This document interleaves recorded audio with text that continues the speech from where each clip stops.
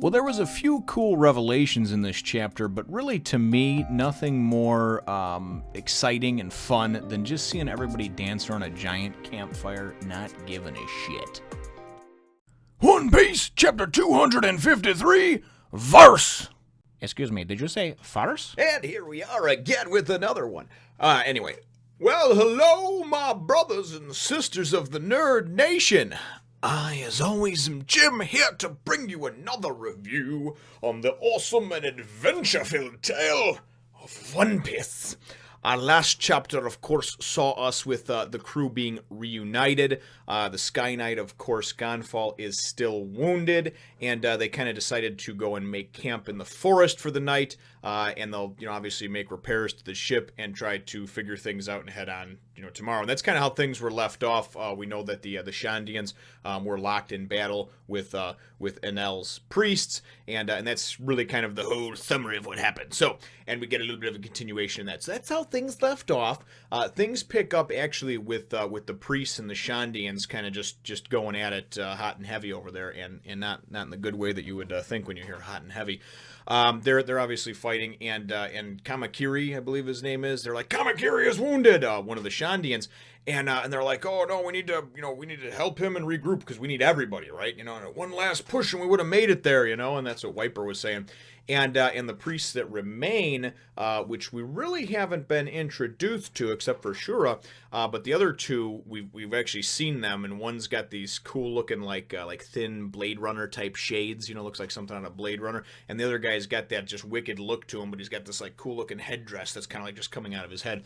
And I don't know what either one of these guys' names are yet, but they're one of them is going to go and he's like, you're not going anywhere, and then the other one's like, Om. And I don't know if he means like Om, that means like chill, or if the guy's name is Om, but whatever the case may be, he says Om. He says, we have to go. Enel has called us, has summoned us, So they're going to leave, I guess, apparently, and the Shandians, of course, are going to try to pull back and regroup. And then we go and we get the kind of meat and potatoes of the chapter, and that is, it starts out, back at camp, and Luffy's just sitting there like, just staring at a pot of boiling water, and he's like, this is boring. And Sanji's like, I didn't say you had to stare at it the whole time, dude. Once the water boils and the impurities are out of it, you pour it into the flasks. We need to have, drinking water for tomorrow. That's what I'm assuming it's for, right?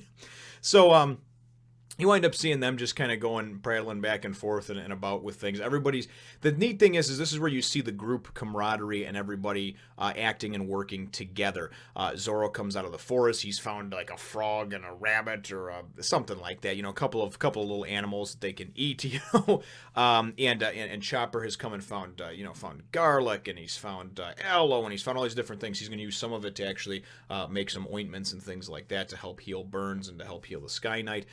But it's really kind of cool just seeing everybody coming together and helping with things, and just sort of the goofy nature that they all have together, as this really is just kind of this mishmash motley crew of people, of pirates. And again, like I said, just very neat. So we also wind up finding out Nami goes and shows, it's actually kind of cool. She goes and shows, and I don't know if you'll be able to see it very well over here, but I will try to. Let's see if we can get it in focus over there. Nami tries to actually, she shows I guess she said Robin found a map or something like that. That map that Robin found of Jaya that she had, and she went and matched it up with where they were at Cricket's place and like the little inlet that's there, and the and assuming that they try to put everything together is what they try to do, because in Noland's last journal entry, he talks about the gold being in the right eye of the skull, and they're like, what the hell? Nobody knows what that meant. So she starts to put two and two together and figure out that the piece of the island that actually wound up rising up and going into Skypiea, that's where the gold's located, and that it actually is shaped like a skull, based on what Jaya looked like and everything else, which is really kind of neat. And then they all kind of agree that they think that, and because I was wondering how the hell this piece of island got up there, they were saying that, they think it got up there from the knock-up stream, because the knock-up stream is obviously, number one, it's a big force to be reckoned with, and number two, it's unpredictable. So 400 years ago, we know that that obviously this got knocked up there. And they were explaining something about Skypiea itself accelerates the growth of things, and that's why this jungle, this forest they're in, has these massive, crazy trees, because, yeah, it's been up there for 400 years, but these things are like thousands of year old looking trees, these huge, enormous things. And then we also find out that it was the South Birds, and maybe I just missed that or whatever. I saw the South Birds when Chopper kind of awoke and everything like that, and thought maybe they saved him, but I thought why? But the South Birds are these huge mutated birds. Now, not mutated, but just bigger, right, than the ones that are down there. The Joe, than the ones that were down in Jaya. And they are apparently the ones that saved Chopper and the Sky Knight. So everybody's like thinking too, and they're all trying to basically, put everything together and do a little Inspector Gadget work and try to deduce and figure out what's going on. And they're like, why would the Sky Birds or the South Birds have saved us and this and that? So then it's funny because they're eating up. Zoro's helping with things. He's like, my swords aren't meant for this, but everybody's pitching in. And then they go and they Robin's like, it's getting later now. We better put the fires out so nobody won't give away our position, right? That's just something that you do, right? Luffy and Usopp. Luffy's just like, what are you talking about? Put out the fires. What's the way? Usopp's like, oh, just don't worry about her, Luffy. She's lived in the dark most of her life. And she's like, what? What do you mean? And Luffy's like, oh, yeah, even if you think you're going to die that night, you got to have a campfire and everything else. And just like, what? So then Nami's like, whoa, idiots, what are you talking about? This place is dangerous. And Luffy's like, dangerous how? And she goes, well, there's this god Enel, and we're in his place, and there's these priests, and there may be, monsters and beasts in the forest, right? Chopper's like, whoa, beast. And Luffy's just like, so what are you talking about? And then the next thing you know, you turn around and Sanji and Zoro, right, who very rarely ever work together, but when they do, they work together well. It's funny.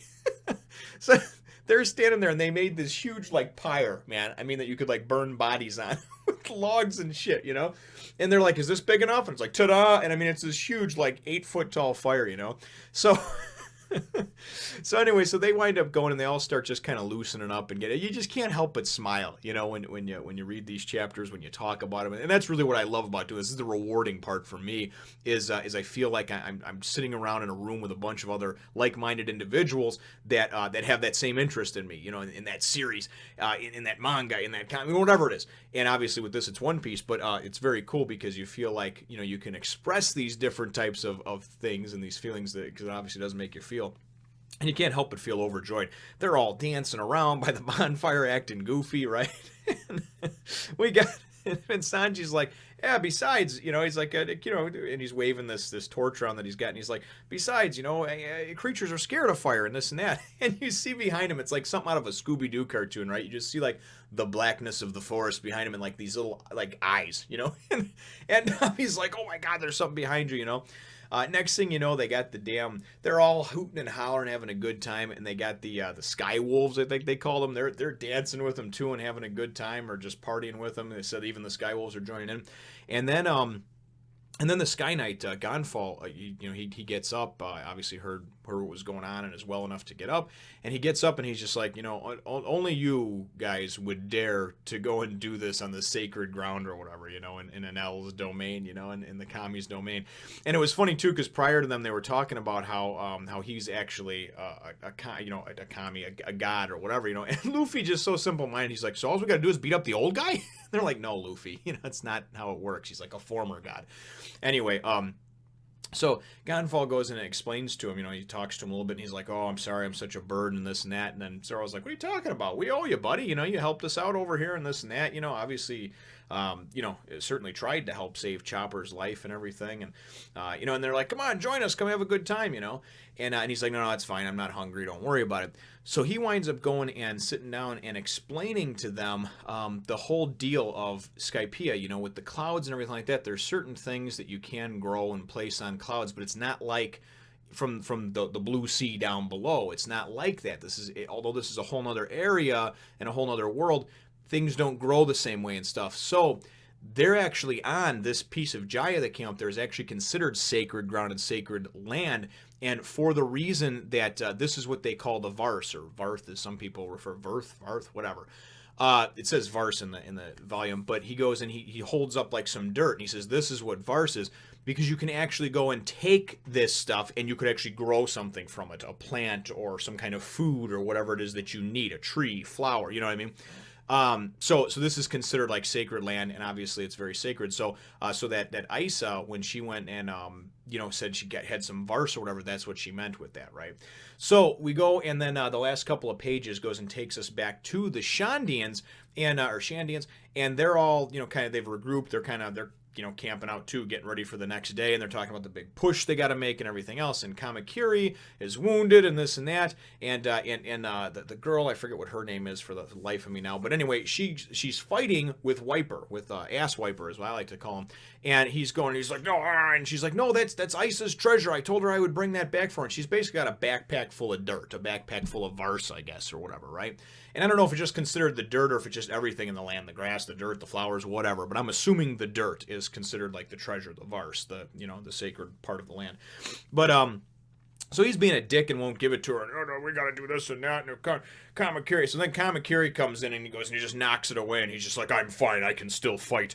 One last push and we'll be able to make it with Satori down. We'll be able to finally make it through the, past the priests and defeat Enel, And I don't know, these guys don't remind me, or they don't really inspire anything in me. It's not like a Braveheart type thing where I feel like they have any chance of winning.